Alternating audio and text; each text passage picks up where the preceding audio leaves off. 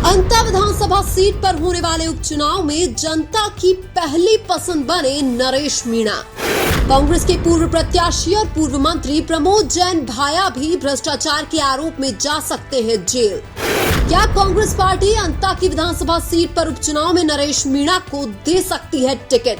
अंता की विधानसभा सीट पर उपचुनाव के लिए कांग्रेस बीजेपी के कई नेता चुनाव की तैयारी शुरू कर चुके हैं, लेकिन अंता की विधानसभा सीट पर सबसे दिलचस्प बात यह है कि कांग्रेस पार्टी कौन से नेता पर दांव खेलेगी। अंता की विधानसभा सीट पर उपचुनाव में कांग्रेस की तरफ से प्रमोद जैन भाया और नरेश मीणा प्रबल दावेदार माने जा रहे हैं। वहीं दूसरी तरफ भारतीय जनता पार्टी की तरफ से सदस्यता रद्द होने वाले कंवरलाल मीणा के ही परिवार से किसी सदस्य को टिकट मिल सकता है। हालांकि वर्तमान में इस सीट पर आम जनता नरेश मीणा को विधायक देखना चाहती है। 2023 में इस सीट पर भाजपा के कंवरलाल मीणा चुनाव जीते थे, इसलिए बीजेपी उपचुनाव में भी ये सीट बचाने की सोचेगी। वहीं कांग्रेस चाहेगी कि 2018 के जैसे एक बार फिर से अंता की विधानसभा सीट पर उनकी वापसी हो। हालांकि कांग्रेस ने 2024 के उपचुनाव में टिकट वितरण के दौरान गलतियां की थी और सही उम्मीदवार मैदान में नहीं उतारे थे।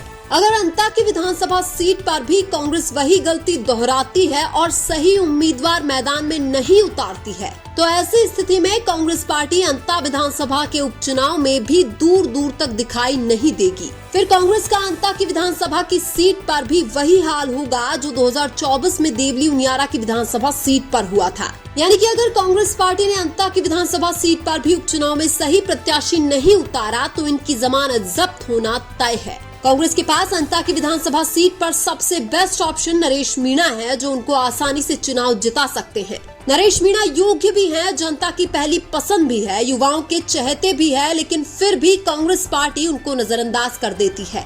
और जहां जहां पर कांग्रेस पार्टी ने नरेश मीणा को नजरअंदाज किया है, वहां वहां पर आम जनता ने कांग्रेस को भी नजरअंदाज किया है। भाजपा हमेशा योग्य और जिताऊ उम्मीदवार को टिकट देती है, लेकिन कांग्रेस में टिकट को लेकर बड़े लेवल तक राजनीति होती है। कांग्रेस पार्टी के कई बड़े नेताओं पर टिकट बेचने का आरोप लगता है। ऐसे में टिकट बेचा जाएगा तो पार्टी चुनाव कैसे जीतेगी? चाहे 2023 का विधानसभा चुनाव हो या फिर 2024 का उपचुनाव हो, कांग्रेस पार्टी गलत टिकट देने के कारण बहुत सारी सीटें हारी है। कांग्रेस खुद के गढ़ में भी गलत प्रत्याशी को मैदान में उतारने के कारण चुनाव हार जाती है। कांग्रेस पार्टी के कई युवा नेता टिकट वितरण में होने वाली गंदी राजनीति का शिकार हुए हैं और नरेश मीणा भी उन्हीं युवा नेताओं में से एक हैं जिनको कांग्रेस की गंदी राजनीति के कारण टिकट नहीं मिलता है। भले ही अकेले अंता की विधानसभा सीट पर चुनाव हो रहा हो, लेकिन यह सीट अगर कांग्रेस पार्टी जीतेगी तो पार्टी का मनोबल जरूर बढ़ेगा। और भारतीय जनता पार्टी पूरी तैयारी के साथ चुनाव लड़ती है, इसलिए कांग्रेस की एक छोटी सी गलती भी उनको चुनाव हरा देगी।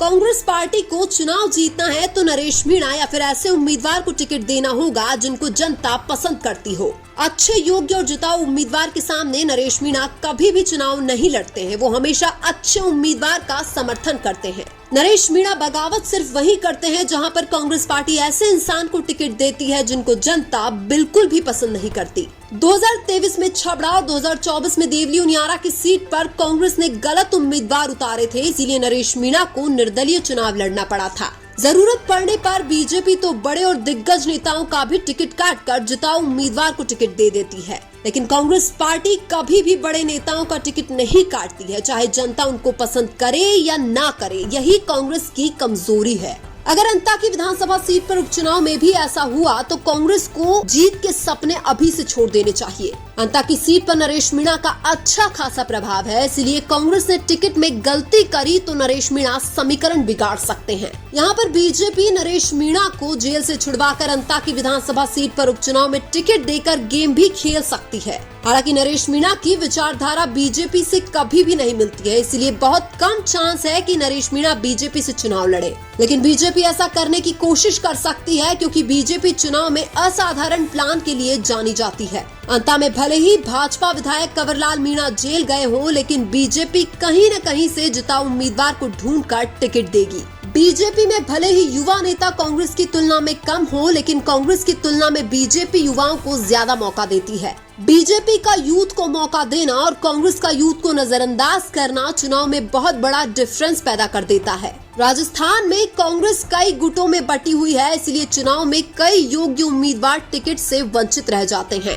हालांकि अब अंता विधानसभा के उपचुनाव में देखना होगा कि कांग्रेस किसको टिकट देती है। अगर नरेश मीणा को टिकट देती है तो कांग्रेस पार्टी जीत जाएगी, अगर किसी और को टिकट देती है तो कांग्रेस राम भरोसे रहेगी। लेकिन आपको क्या लगता है, क्या अंता विधानसभा के उपचुनाव में कांग्रेस पार्टी द्वारा नरेश मीणा को टिकट देना चाहिए या नहीं? कमेंट करके जरूर बताइए।